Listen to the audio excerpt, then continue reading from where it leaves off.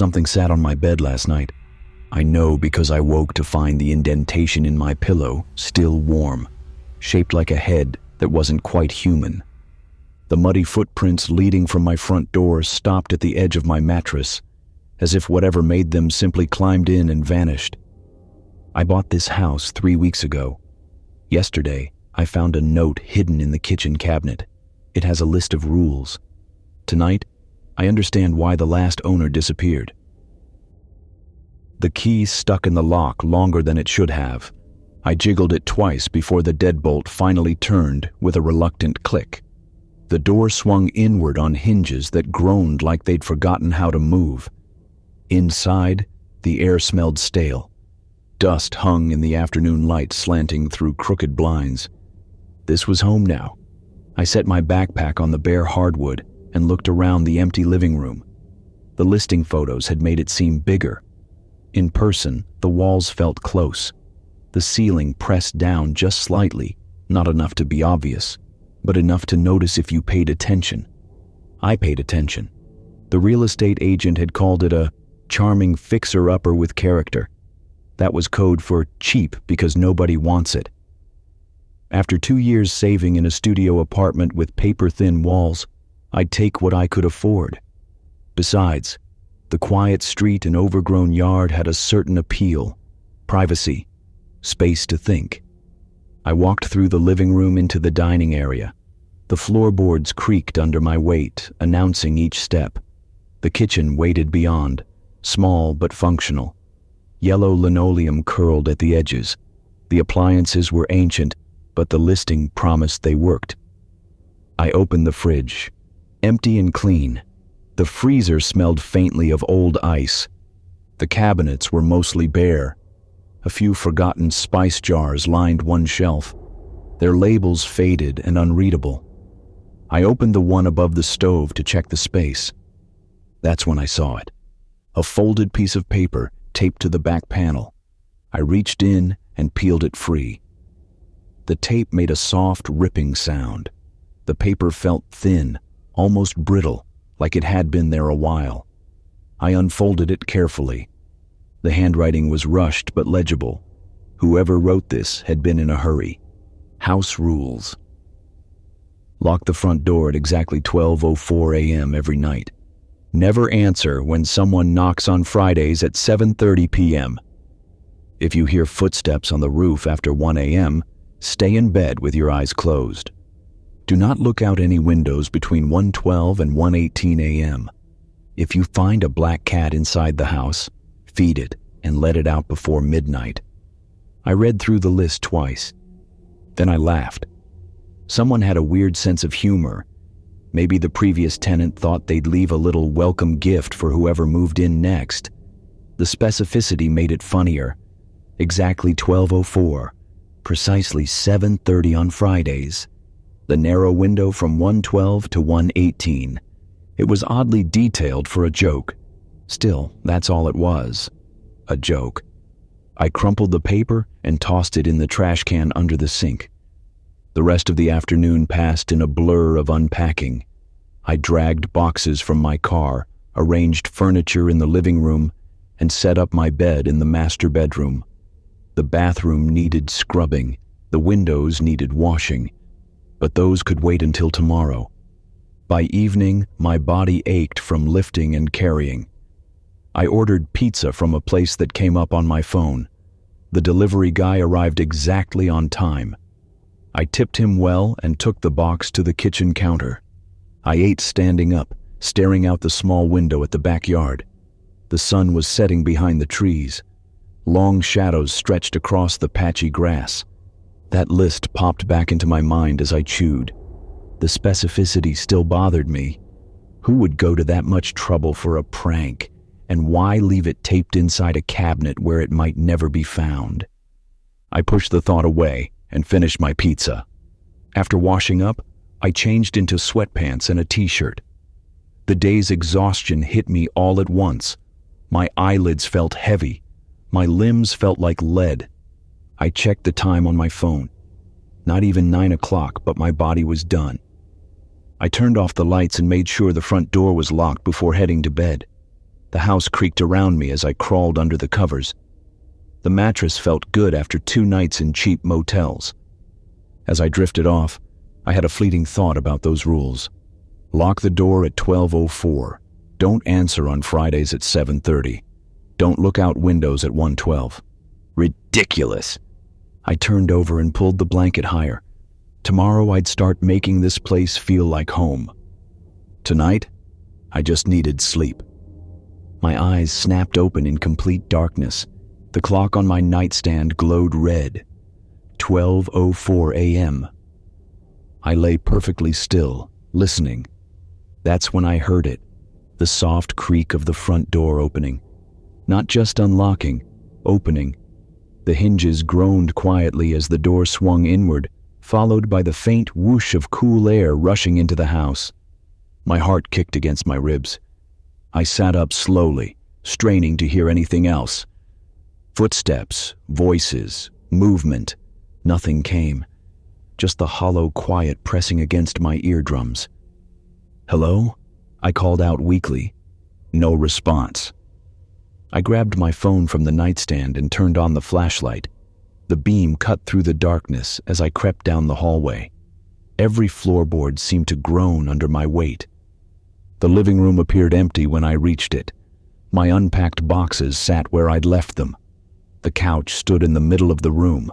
Nothing looked disturbed, except the front door. It stood wide open, a rectangle of night framed by my doorway. The porch light cast a weak yellow glow that barely reached the first step. Beyond that, just darkness.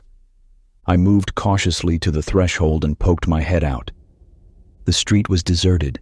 No cars, no people. Just the quiet neighborhood sleeping under a sky full of stars. "What the hell?" I muttered. I pulled back inside and pushed the door closed firmly. I turned the lock and tested the handle twice to make sure it latched properly. I must not have locked it right, I told myself. That's all. Just didn't close it properly. But I remembered locking it before bed. I always locked doors. It was habit. And even if I'd forgotten, how had the door swung open on its own? I walked back to my bedroom, checking windows along the way. All closed, all locked. I climbed back into bed and pulled the covers up to my chin. Sleep didn't come easily. I kept hearing every creak and groan of the house settling. Each sound jerked me back to alertness. When morning finally came, I almost convinced myself I'd dreamed the whole thing. Almost. Last night, I watched my front door unlock itself. The deadbolt turned on its own at exactly 12:04 a.m., sliding back with a metallic click that echoed through my empty house. Then the handle rotated. The door swung open. I wasn't dreaming. I was wide awake, sitting 10 feet away watching it happen. The note I found in the kitchen cabinet wasn't a joke. I spent the next day trying to convince myself there was a logical explanation. Old houses settled. Locks malfunctioned. I'd been exhausted from moving and probably hadn't secured the door properly. My brain had filled in the gaps with false memories of locking it. That's what I told myself as I unpacked boxes and arranged furniture. But when evening came, I couldn't shake the unease. I made dinner, ate mechanically, and tried to focus on a TV show. The minutes crawled by. My eyes kept drifting to the clock on the cable box. 11:45 p.m. I got up and checked the front door. Locked. I turned the deadbolt twice, testing it. Solid. Secure. I went back to the couch and sat down. 11:55 p.m. My coffee had gone cold in the mug beside me. I'd made it an hour ago, thinking the caffeine would help me stay alert. Now I just stared at the door, feeling foolish. What was I doing, waiting to see if a door would open by itself? 11:59 p.m. I leaned forward, elbows on my knees. Midnight. 12:01 a.m. Nothing happened. The door remained closed. The house was quiet except for the hum of the refrigerator in the kitchen. 12:02 a.m. See, I thought. Nothing. You were tired last night. That's all. 12:03 a.m. I should go to bed. This was ridiculous. 12:04 a.m. The deadbolt turned. I watched it happen. The metal cylinder rotated on its own, sliding back into the unlocked position with a distinct thunk that made my stomach drop. Then the handle turned, slow and deliberate, like someone was testing it from the other side. The door swung open, not violently, not fast, just a smooth, unhurried movement that carried it wide until it stood fully open, revealing the empty porch beyond. Cool night air drifted in. My coffee mug slipped from my fingers and crashed to the floor. Hot liquid splashed across the hardwood. I barely noticed. "This isn't happening," I whispered. But it was. I'd seen it with my own eyes. The door had unlocked itself at exactly 12:04 a.m., just like the note said. I stood up on legs that felt like water and walked slowly to the door. I pushed it closed and turned the lock again. My hands trembled as I tested the handle. Secure. I went to the kitchen and dug through the trash until I found the crumpled note. I smoothed it out on the counter, reading through each line again. Lock the front door at exactly 12:04 a.m. every night. Not that I needed to lock it at that time, that the door would unlock itself if I wasn't actively locking it at exactly that moment. I read the other rules. Never answer when someone knocks on Fridays at 7:30 p.m. If you hear footsteps on the roof after 1 a.m., stay in bed with your eyes closed. Do not look out any windows between 1:12 and 1:18 a.m. If you find a black cat inside the house, feed it and let it out before midnight. My mouth felt dry. If the first rule was real, what about the others? The next morning, I decided I needed to talk to my neighbors. Someone had to know about this house, about what happened here. I spotted an older man working in his yard across the street. He was trimming a hedge with hand clippers, wearing a plaid shirt despite the mild weather. I walked over, trying to look casual. "Morning," I called out. He looked up and smiled.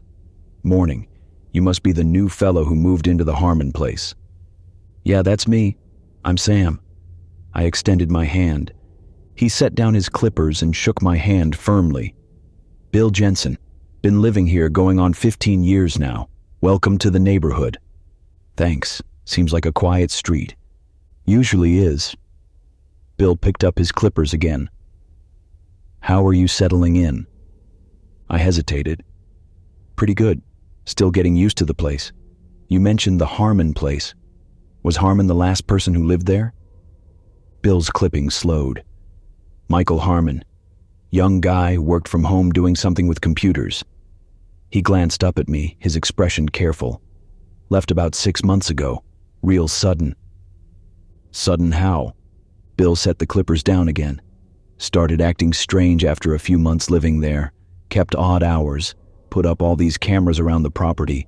Then one day he was just gone. Left everything behind." My chest tightened. "Everything?" "Furniture, clothes, even his car in the garage.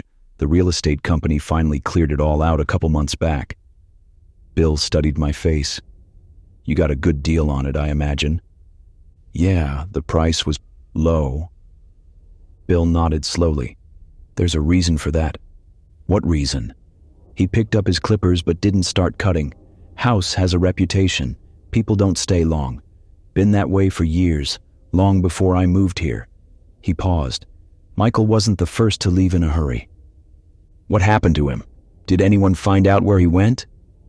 "Police did a welfare check when his mail piled up. Never found him. No family came looking either." Bill met my eyes. He told me some things before he left. Strange things. "Like what?" Bill glanced at my house, then back at me. "Said the house had rules. Said he had to follow them or something bad would happen."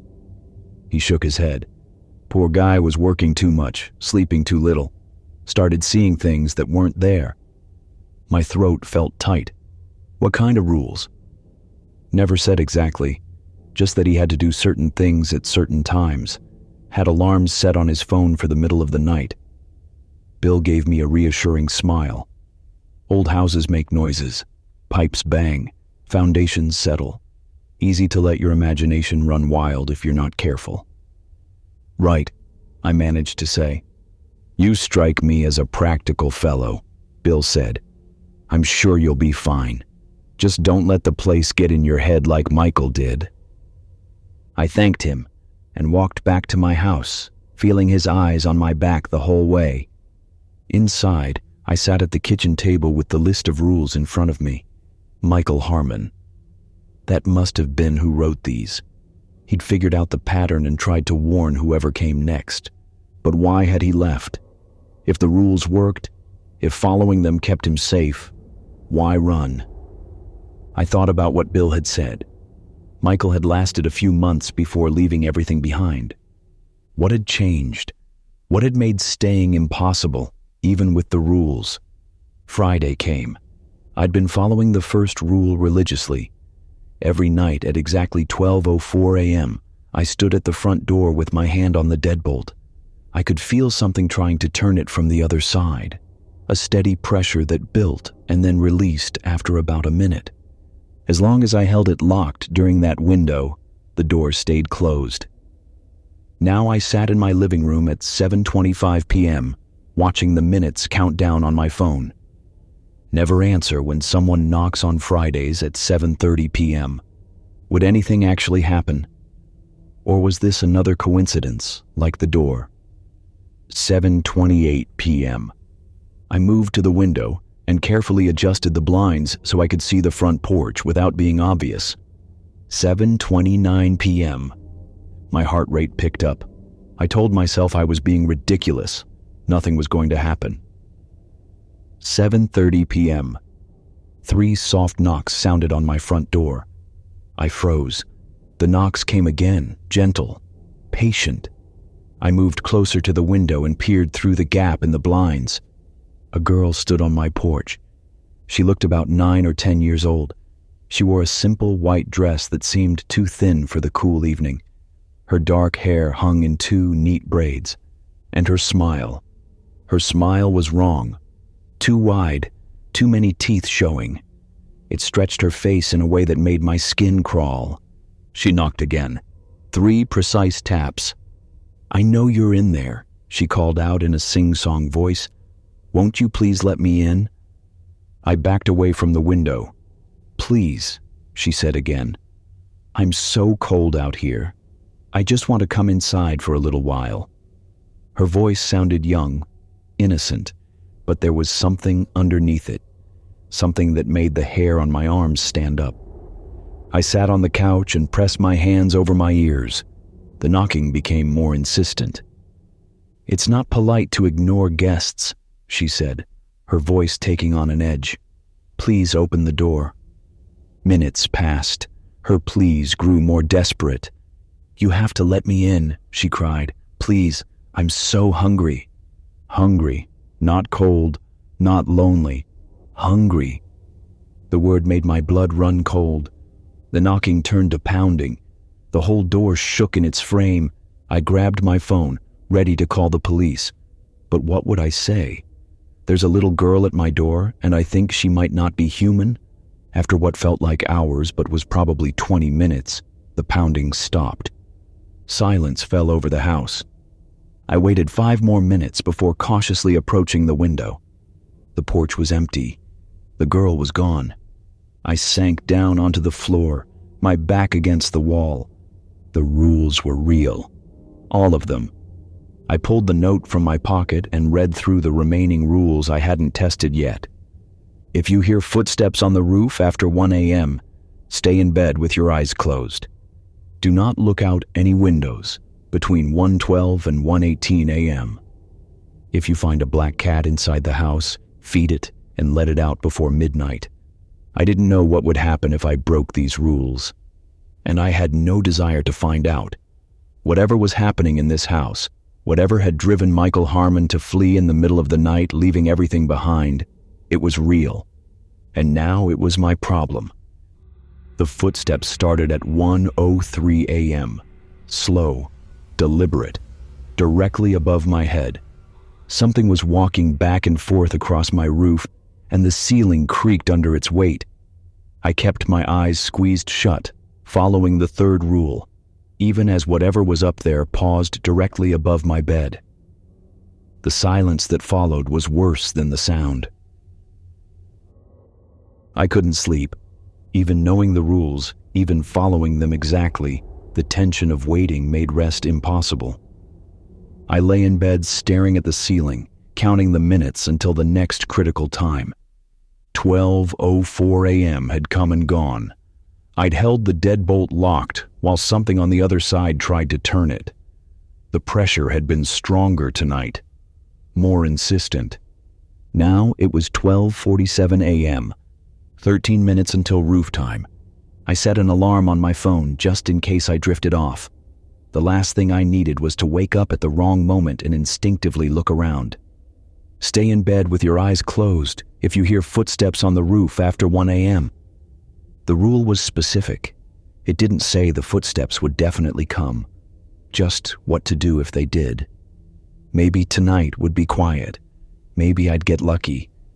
My phone buzzed at 12:59 a.m. I silenced the alarm and pulled the blanket up to my chin. My heart rate picked up despite my best efforts to stay calm. 1 a.m. Nothing. 1:01 a.m. Still quiet. Maybe tonight would be different. Maybe the footsteps didn't happen every night. 1:03 a.m. Thud. The sound came from directly above my bedroom. A single heavy footstep that made the ceiling creak. I went rigid, every muscle in my body tensing. Another step, this one closer to the center of the roof, right over where I lay. Thud. Pause. Thud. The steps were slow, measured, like someone walking carefully, testing their weight with each movement. Whatever was up there was big. I could hear the roof protesting under the pressure, old wood and shingles groaning with each impact. The footsteps continued, moving from one end of the roof to the other in a straight line. When they reached the edge, they stopped. Silence. Then they started again, walking back the way they'd come. I kept my eyes closed, hands gripping the blanket so tightly my knuckles ached. The steps moved to the area directly above my window. They stopped there. The silence stretched out. 10 seconds. 20. 30. What was it doing? I wanted to look. Every instinct screamed at me to open my eyes, to see what was standing on my roof in the middle of the night. But I remembered the note. I remembered Michael Harmon leaving everything behind. I kept my eyes shut. A scraping sound started above the window, like something dragging across the shingles. It moved slowly, deliberately, carving a path along the roof's edge.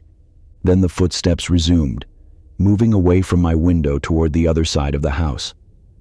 The pattern continued for what felt like hours, steps from one end to the other.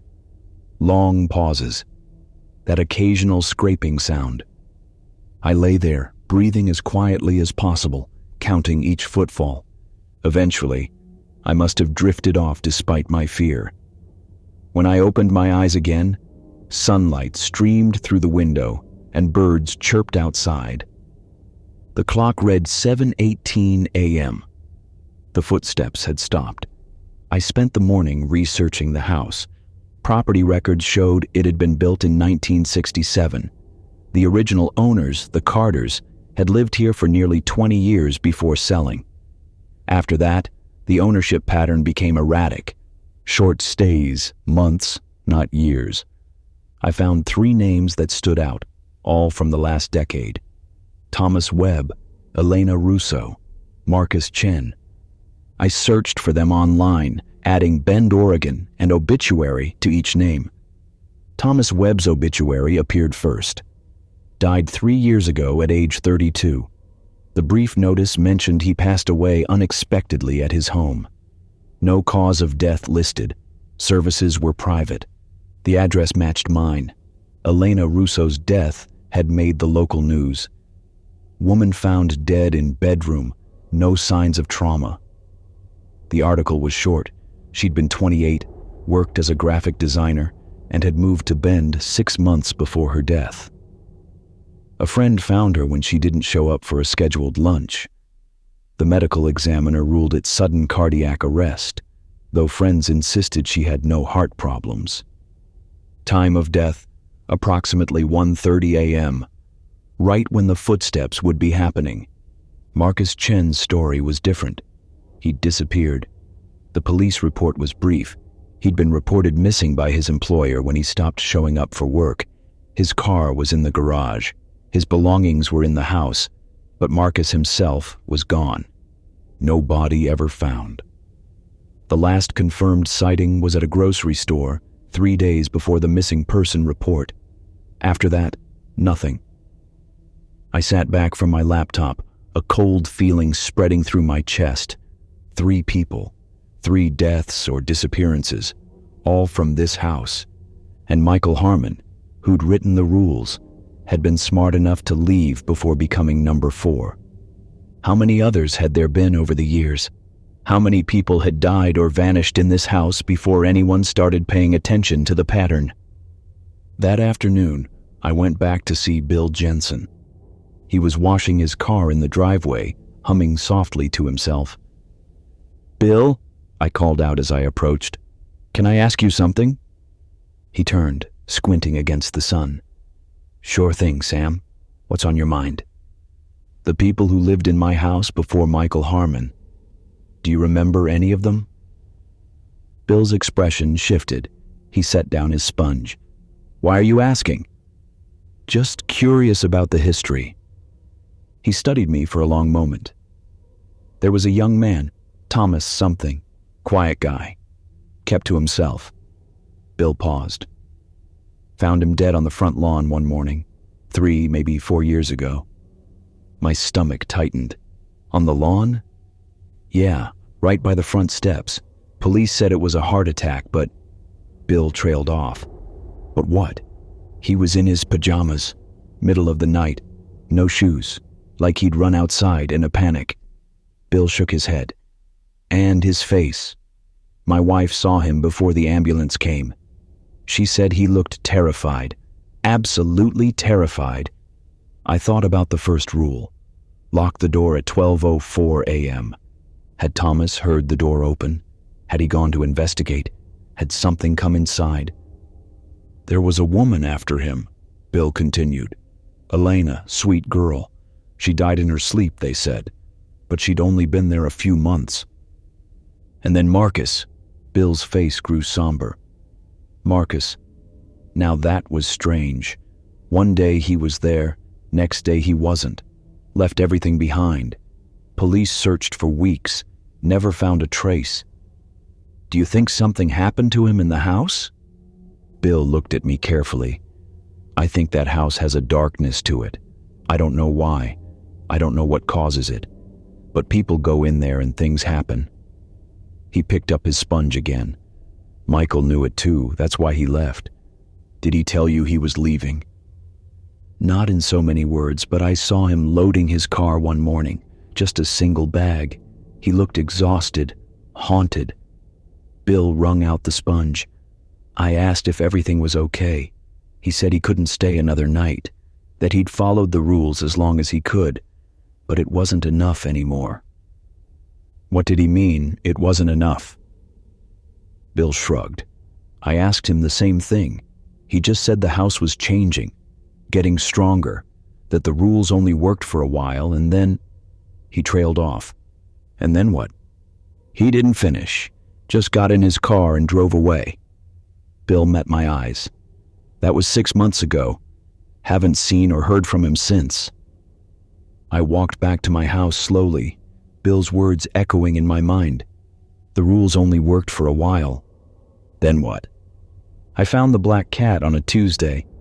I came home from the grocery store, arms loaded with bags, and nearly dropped everything when I rounded the corner into the kitchen. A sleek black cat sat on my counter, yellow eyes watching me intently. Not a single white patch anywhere on its coat, pure black from nose to tail.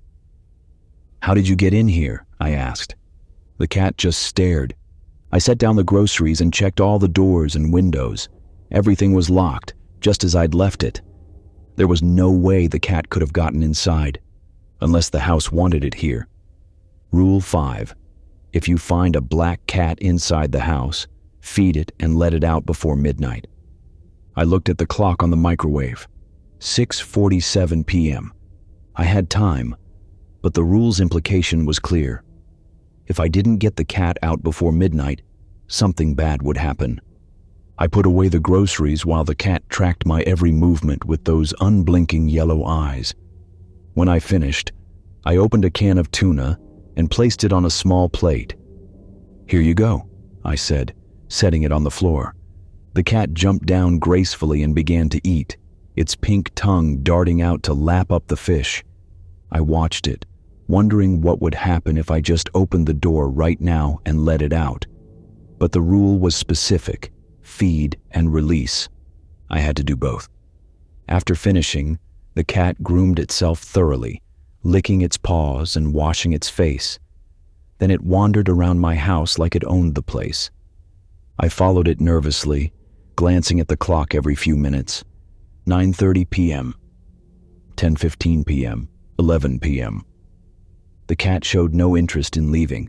It explored every room, sniffed at corners, and eventually curled up on my couch.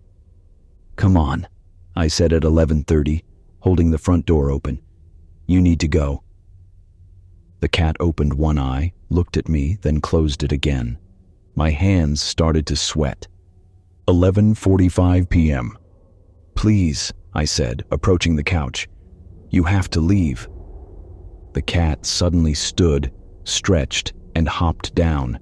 It walked directly to the front door without looking back. I opened it, and the cat slipped out into the darkness. I closed and locked the door, leaning against it with relief. 11:52 p.m. 8 minutes to spare. I settled into a routine over the following weeks. Every night at 12:04 a.m., I stood at the front door with my hand on the deadbolt, holding it locked while something on the other side tried to turn it. The pressure grew stronger each night. What started as a gentle testing became a violent force that made the entire door rattle in its frame. Every Friday at 7:30 p.m., the girl appeared on my porch. Sometimes she was alone. Sometimes I heard other children's voices joining hers, all begging to be let in. Their pleas grew more desperate each week, more insistent, more hungry. The footsteps on the roof came randomly. I never knew which nights they'd appear, but when they did, I stayed in bed with my eyes closed until they stopped, no matter how long it took. And the scratching at the windows between 1:12 and 1:18 a.m. became part of my nightly routine. I'd lie facing away from the glass, listening to what sounded like fingernails dragging across the panes. Sometimes whispers accompanied the scratching, too quiet to make out words, but definitely voices, multiple voices. The black cat appeared twice more. Each time I fed it tuna and let it out before midnight. I was surviving, but barely. Each night brought a new test. Each rule required perfect timing and absolute obedience. I set alarms. I kept my phone charged. I stocked my pantry with canned tuna. The house was training me, teaching me its rhythms, and I couldn't shake the feeling that it was preparing me for something worse, something the rules couldn't protect me from. I made a mistake last night. I fell asleep on the couch before midnight, exhausted from a double shift at work. When I woke at 2:30 a.m., the front door stood wide open. Muddy footprints led from the threshold across my hallway and straight to my bedroom. They stopped at the edge of my bed, where something had pressed an indentation into my pillow. The shape wasn't quite human. If you've ever woken up feeling like you weren't alone, leave a comment. Sometimes our bodies know what our minds refuse to see. I stared at those footprints for a full minute before my brain would accept what I was seeing. Wet, dark. Mud tracked across my hardwood floor in a deliberate path that led from the open front door to my bedroom. The prints were smaller than mine, narrower, with an elongated heel that didn't match any shoe I'd ever seen. My bedroom door stood half open, I hadn't left it that way. I forced myself to move forward, phone flashlight trembling in my hand. Inside, my bed looked wrong. The covers were pulled back and folded neatly to one side, as if someone had prepared it for sleeping. The pillow had a deep indentation in the center, still holding the shape of whatever had rested there. But the footprints simply ended at the bedside. No continuation, no return path. Just those muddy prints leading to my bed, then nothing, as if whatever made them had climbed in and vanished. I backed out of the room, nearly tripping over my own feet. My heart slammed against my ribs so hard it hurt. I ran to the front door and slammed it shut, locking both the handle and deadbolt. Then I grabbed a kitchen chair and wedged it under the doorknob. I spent the rest of the night on the couch with every light in the house blazing, jumping at every creak and groan. When morning finally came, I expected the footprints to be gone, some hallucination born of exhaustion and fear. But they remained, dried to a crusty brown trail across my floor. Something had come in while the door was open.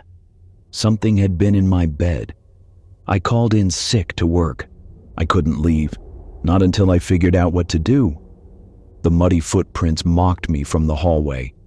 I took pictures with my phone, though I didn't know who I'd show them to. As I made coffee with shaking hands, a thought settled over me like a weight. I needed to leave. The rules weren't enough. Michael Harmon had figured that out. That's why he'd fled, leaving everything behind. I grabbed my phone and searched for moving companies. Bend Moving and Storage appeared first. I called without hesitation. Bend Moving and Storage, this is Karen. Hi, I need to schedule a move as soon as possible, I said, pacing the kitchen. Like, immediately. All right, sir. We typically need at least a week's notice. I'll pay extra, whatever it costs. I need to be out of this house. There was a pause. May I ask why the urgency? I looked at the muddy footprints. Water damage. The place isn't safe. She didn't sound convinced, but she checked her schedule. The earliest we could possibly do is Friday, and that's if we have a cancellation. I'll take it. Please. I gave her my information and agreed to an emergency scheduling fee without asking the amount. 4 days. I just had to survive 4 more days. As I started packing, something strange happened. I'd sit down to sort through my belongings, and a heavy fog would settle over my thoughts. Why leave? This is your home now. The thought felt planted, foreign. You're safe as long as you follow the rules. I shook my head, trying to clear it, but the heaviness pressed down harder, making my limbs feel sluggish. I forced myself to stand and walk to the refrigerator where I'd taped articles about the previous tenants. Thomas Webb, Elena Russo, Marcus Chen, all dead or missing. The fog lifted slightly. This was real. The house wanted me to stay, but not because it cared about me. It wanted me for something else. I grabbed a garbage bag and headed to my bedroom, carefully stepping over the dried footprints. I started throwing clothes inside, not bothering to fold anything, but items kept slipping from my fingers. Shirts I'd packed would reappear in the drawer minutes later. My suitcase, which I'd stored under the bed, vanished completely. Stop it, I hissed at the walls. The resistance grew stronger throughout the day. By evening, I'd managed to pack 2 garbage bags of clothes and a box of important documents. Everything else could stay. That night, the attacks intensified. At 12:04 a.m., when I held the deadbolt locked, the pressure on the other side was stronger than ever. The metal grew hot under my palm, almost burning.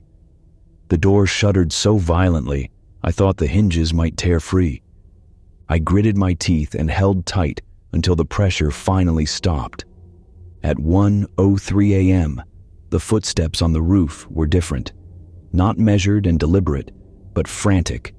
Multiple sets of feet running back and forth, sometimes so hard that dust fell from the ceiling onto my closed eyelids.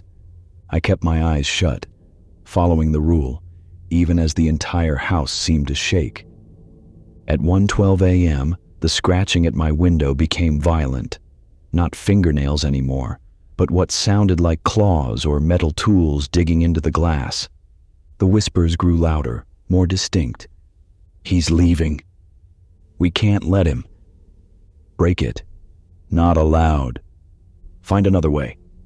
The scratching turned to a high-pitched scraping. Something was trying to carve through the glass itself.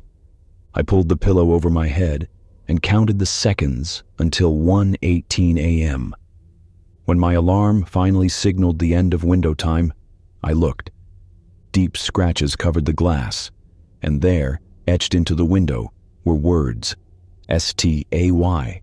Belong hours. The next morning I found my car keys missing. I'd left them on the kitchen counter. They were gone. After an hour of searching, I gave up and called a locksmith. The earliest they could come was Thursday. When I went to get my car title to prove ownership, I found the folder empty. The title had disappeared. The house was fighting back, trying to trap me here. "It's not going to work," I said to the empty room. "I'm leaving on Friday." The lights flickered in response. I went outside that afternoon to check on my car.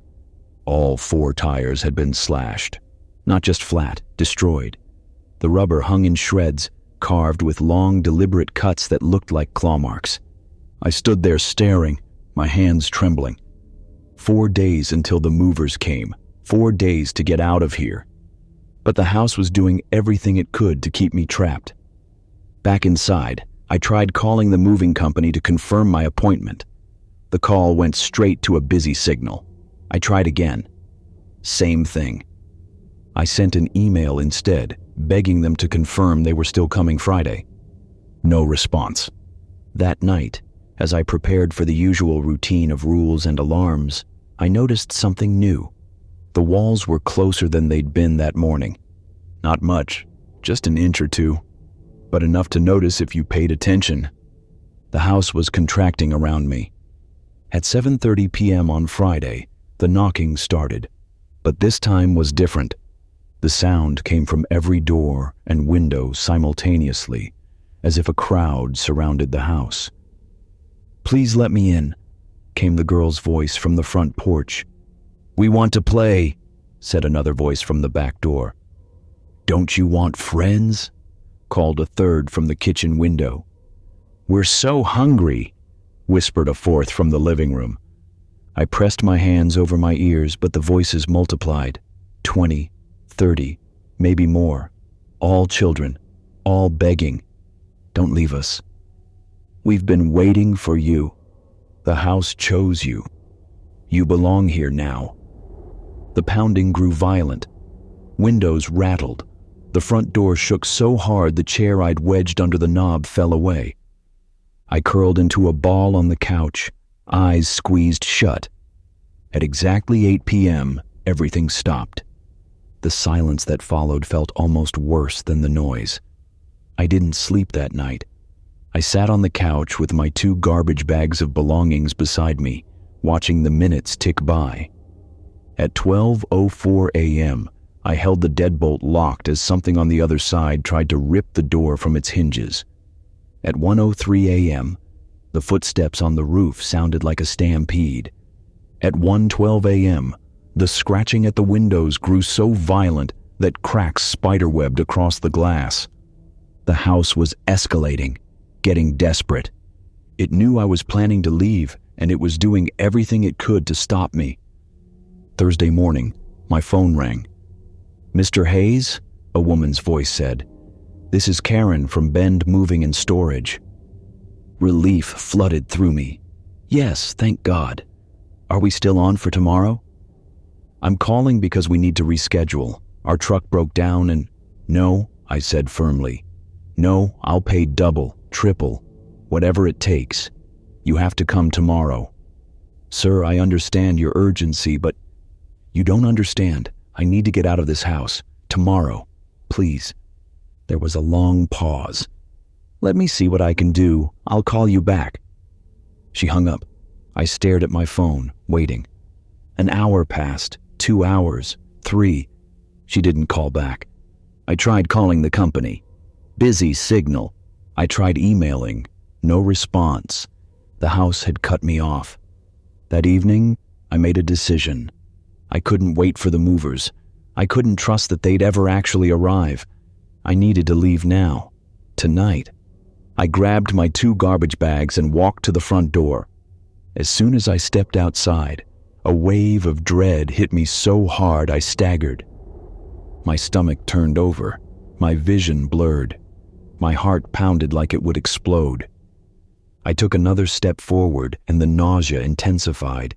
2 more steps and my legs began to shake. The invisible force yanked me backward like a fish on a hook. My feet moved against my will, carrying me back toward the house.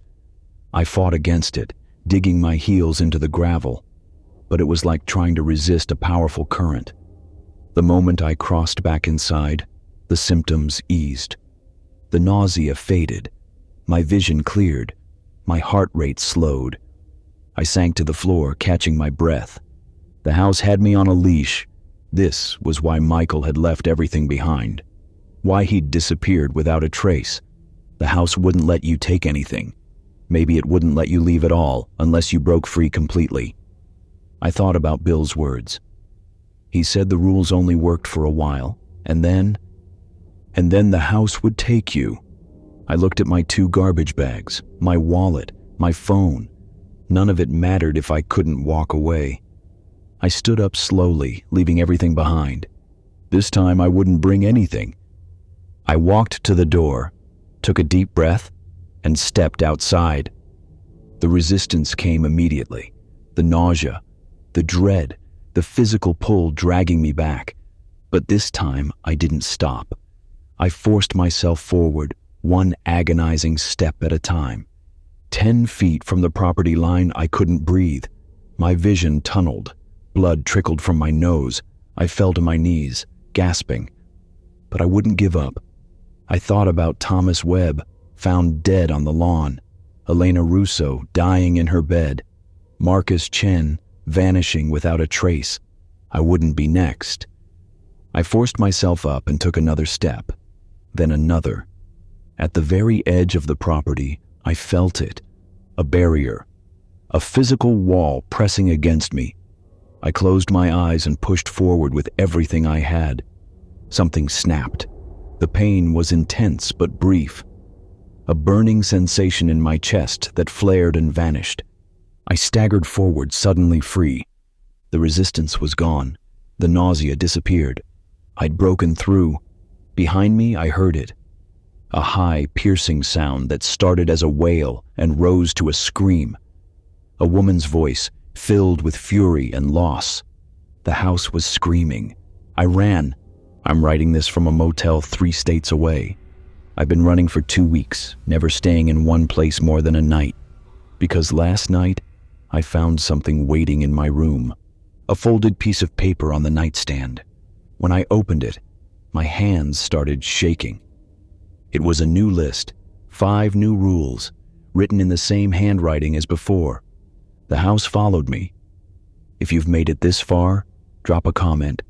Tell me you're real. Tell me I'm not the only one who knows what's out there in the dark. I didn't stop running until my lungs burned and my legs gave out. 3 blocks from the house, I collapsed against a brick wall, gasping for air. My chest ached where something had snapped when I broke through the barrier. It felt like a muscle tear, deep and hot. Behind me, that terrible screaming had finally stopped. The neighborhood was silent. No lights turned on. No neighbors came outside to investigate the sound. Either they hadn't heard it, or they'd learned long ago not to ask questions about what happened on Oakwood Drive. I pulled myself up and kept walking, putting as much distance as possible between myself and that house. A gas station appeared on the corner 2 miles away. Fluorescent lights buzzed over empty pumps. Through the window, I could see a tired clerk scrolling through his phone behind the counter. I had no wallet, no phone, no ID. But I had $73 in my front pocket, emergency cash I'd stuffed there days ago just in case. "Can I use your phone?" I asked the clerk when I stumbled inside. He looked up, taking in my disheveled appearance. Sweat-soaked shirt, wild eyes, blood dried under my nose. "Payphone's outside," he said, pointing. "I need to call a cab. Please, it's an emergency." He studied me for a long moment, then slid his phone across the counter. "Make it quick." I called the first taxi company I found online. They promised a car in 15 minutes. I thanked the clerk and went outside to wait, sitting on the curb under the harsh lights. When the taxi arrived, I gave the driver an address I'd memorized weeks ago, the Greyhound bus station downtown. "You okay, man?" the driver asked, glancing at me in the rearview mirror. "Just need to get out of town." He didn't ask any more questions. At the bus station, I bought a ticket on the next bus leaving Bend. I didn't care where it went. The destination was Phoenix. Good enough. I sat in the back of the bus, away from the handful of other passengers, and watched the lights of Bend disappear through the window. Only then did I let myself breathe. The first few days were a blur. Phoenix, Albuquerque, Oklahoma City. I kept moving, never staying in one place more than a night. I paid cash for everything. Cheap motels with peeling wallpaper and stained carpets. Fast food eaten in parking lots. Bus tickets to nowhere in particular. I couldn't shake the feeling I was being followed. Every time I closed my eyes, I saw those muddy footprints leading to my bed. Every time I heard a door creak, I thought of the handle turning on its own at 12:04 a.m. The house had gotten into my head, and I didn't know how to get it out. In Memphis, I finally stopped running long enough to catch my breath. I checked into a small motel on the outskirts of the city. The room smelled like cigarettes and air freshener, but it was clean enough. I paid for 3 nights up front. That first night I slept for 12 hours straight. No alarms, no rules, no watching the clock. When I woke, sunlight streamed through the thin curtains and traffic hummed on the road outside. For the first time in weeks, I felt almost normal. I spent the next day walking around the city, trying to remember what it felt like to just exist without fear. I bought new clothes at a thrift store, found a phone charger at a convenience store for the phone I no longer had. That evening, I returned to the motel and collapsed on the bed, exhausted but relieved. I was free. The house was 3 states away. Whatever it was, whatever power it held, couldn't reach me here. I woke at 2:17 a.m. to complete darkness. The digital clock beside the bed had gone out. So had the light from the parking lot that usually leaked through the curtains. I sat up slowly, every nerve suddenly alert. The room felt wrong. The air was too still, too quiet. I reached for the lamp on the nightstand and fumbled for the switch. Click. Nothing. Click. Click. The power was out. I swung my legs over the side of the bed and stood up, feeling my way toward the window. My fingers found the edge of the curtain and pulled it aside. The parking lot lights were on. Cars passed on the road beyond, headlights cutting through the night. The power wasn't out, just in my room. A soft sound came from the corner near the bathroom, a rustling, like paper sliding across paper. I froze. "Hello?" I called out, my voice cracking. No response. I moved carefully toward the door, hands outstretched in the darkness, ready to run. My foot hit something on the floor. I crouched down, patting the carpet until my fingers found it. Paper. A single sheet, folded in half. My heart stopped. I grabbed it and stumbled to the door, yanking it open. Light from the hallway spilled into the room, finally letting me see. The paper in my hand was identical to the one I'd found in the kitchen cabinet back in Bend. Same size, same texture, same hasty fold. I opened it with shaking hands. New house rules. Never speak the address of the old house out loud. Do not look at photographs of the property. If you hear 3 knocks on your door at any time, do not answer. If you see a black cat, do not make eye contact. Check under your bed before sleeping. If you find muddy footprints, leave immediately. The handwriting was the same, Michael Harmon's handwriting, or whatever was pretending to be him. I stumbled backward into the hallway, the paper falling from my fingers. It had followed me. I didn't sleep that night. I sat in the motel lobby until dawn, drinking bad coffee and watching the front entrance. The clerk at the desk kept glancing at me, but didn't say anything. When morning came, I checked out and bought another bus ticket. Nashville this time. The new rules haunted me as I traveled. Never speak the address out loud. I hadn't. Not once since leaving Bend. Don't look at photographs. I'd deleted every photo of the house from my phone before I lost it. Don't answer 3 knocks. Easy enough. Don't make eye contact with a black cat. Harder to control, but manageable. Check under the bed for muddy footprints. That last one made my skin crawl. Nashville, Louisville, Columbus. I kept moving, following the new rules as carefully as I'd followed the old ones. No 3 knocks came.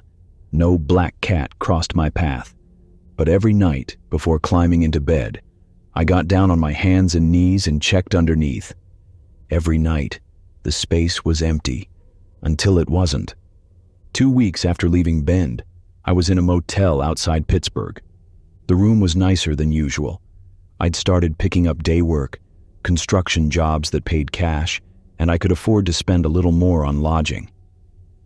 That night, exhausted from 10 hours of demolition work, I almost forgot to check. Almost. I crouched down beside the bed and pulled up the dust ruffle. My flashlight beams swept across the carpet, and there they were, muddy footprints, small, narrow, with that elongated heel, fresh, the mud still wet and glistening. The prints led from under the bed to the bathroom door. "No," I whispered. I grabbed my jacket and my small backpack, everything I owned in the world, and ran. I started researching. In a library in Cleveland, I searched for everything I could find about the house on Oakwood Drive. Property records going back to its construction in 1967. Newspaper archives, police reports, obituaries. The pattern was worse than I'd thought. 17 confirmed deaths or disappearances over 54 years.